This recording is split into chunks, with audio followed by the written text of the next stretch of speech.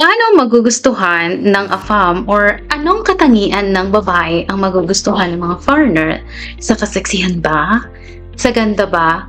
Marami akong nakikita ang mga video, sabi nila, dapat brown ang kulay mo, dapat maitim ka, dapat slim.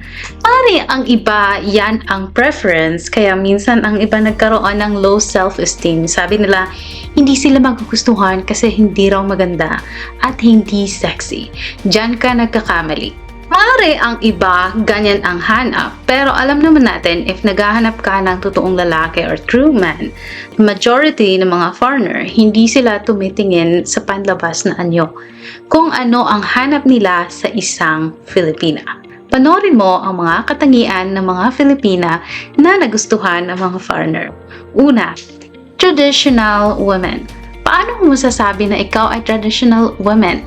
Pag sinasabi natin traditional, ito yung kung as babae, alam mo ang role mo as asawa or as a woman, yung old-fashioned nga na sinasabi nila na nakukuha natin galing sa mga religious background. Like example nito is, wife, submit to your husband. Alam natin na when making our decision, hindi tayo magde-decide ng tayo-tayo lang. We should share to our husband.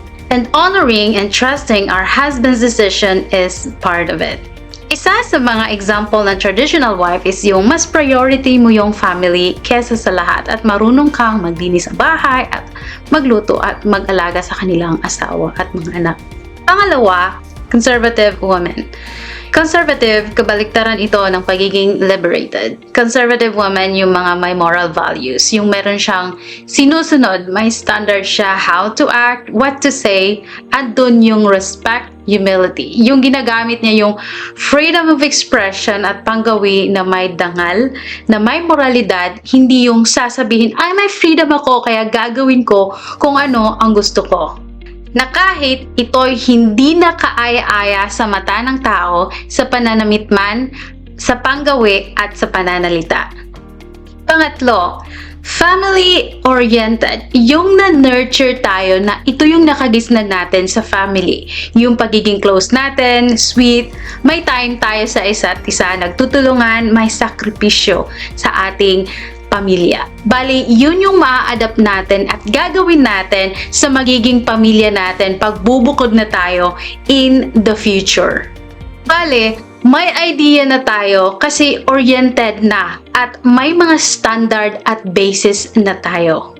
Pang-apat, napaka-hardworking natin. Magaling tayo mag-alaga ng pamilya, magaling sa gawaing bahay, sinasabi ko kanina, at hindi tayo maarte. Gagawin at gagawin lang ang lahat para ma-survive ang pamilya. Basta para sa pamilya. Kung meron kang katangiang ganyan, halate, baka pang foreigner ka talaga. Ano sa tingin nyo ang mga katangian ng mga Filipina na nagustuhan ng mga foreigner?